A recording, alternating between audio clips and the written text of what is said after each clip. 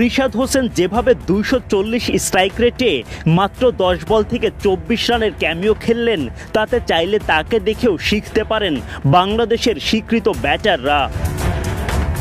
ব্যর্থতার 16 কলা পূর্ণ করে লিটনের খাপছাড়া ব্যাটিং, উইকেট তুলে তেড়ে যাওয়ার ভঙ্গি ভারতীয় অধিনায়ক রোহিতের। বড় দলের বিপক্ষে আবারও ব্যাটে বলে দায় সারা অলরাউন্ডার সাকিব আল হাসান। কিছুটা রান পেলেও অধিনায়ক শান্তর ধীর গতির ব্যাটিং, লাইফলাইন পেয়েও কাজে লাগাতে পারেননি জাকের আলী অনেক। গোটা ম্যাচ জুড়েই বাংলাদেশের জন্য শুধুই ব্যর্থতার গল্প। সুপার 8-এর লড়াইয়ে ভারতের বিপক্ষে 197 রানের বড় লক্ষ্য। ওপেনিংয়ে তানজিদ তামিম ও লিটন দাসের ধীর শুরু। লিটন যখনই বড় শট খেলার স্বপ্ন দেখলেন, তারপর আর বেশিক্ষণ টিকতেই পারেননি উইকেটে। হার্দিক পান্ডিয়ার বলে ছক্কা হাঁকানোর পরের বলেই হারিয়ে ফেলেন উইকেট। লিটনের দিকে তেড়ে যাওয়ার ভঙ্গিতে আগ্রাসী উদযাপন রোহিত শর্মার। কুলদীপ যাদবের বলে এলবিডব্লিউ শিকার তানজিদ তামিম। 31 বল থেকে 4 বাউন্ডারিতে তামিম করতে পারেন মাত্র 29 রান। তামিমের মতো তাওহিদ হৃদয়ও কুলদীপের বলে এলবিডব্লিউ শিকার হয়ে মাঠ ছাড়েন। তখন অধিনায়ক নাজমুল শান্তর সাথে জুটি বাঁধেন সাকিব আল হাসান, যদিও তিনিও শিকার হন সেই কুলদীপের বলেই। দলীয় 100 রানের আগেই এক হালি উইকেট হারিয়ে পরাজয়ের শঙ্কায় পড়ে যায় বাংলাদেশ। নাজমুল শান্ত 32 বল থেকে 40 রান করে পরাজয়ের ব্যবধান কমানোর চেষ্টা করেন। উপরের সারির ব্যাটারদের ব্যর্থতার পর শেষ দিকে মাহমুদুল্লাহ জাকেররা আর বেশি কিছু করতে পারেননি, ফলে অসহায় আত্মসমর্পণ বাংলাদেশের।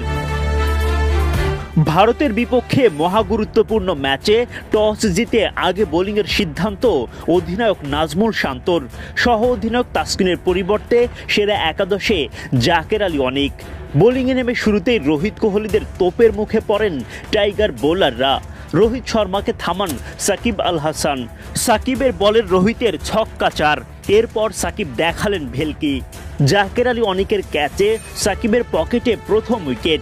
রোহিতের উইকেট তুলে টাইগার অলরাউন্ডারের নয়া বিশ্ব রেকর্ড। টি-20 বিশ্বকাপ ইতিহাসে প্রথম বোলার হিসেবে পূরণ করেন উইকেটের হাফ সেঞ্চুরি।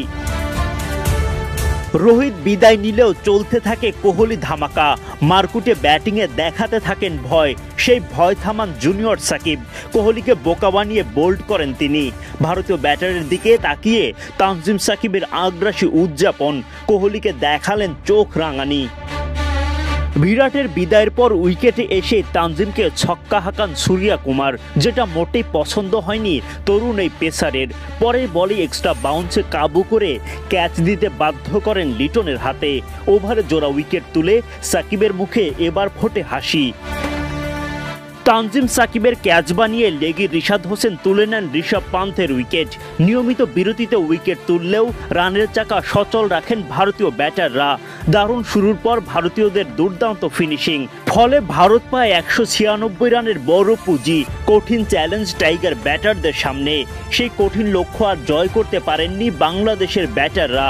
ভারতের বিপক্ষে পরাজয়ে সেমিফাইনাল স্বপ্নে এখন এক প্রকার তালা।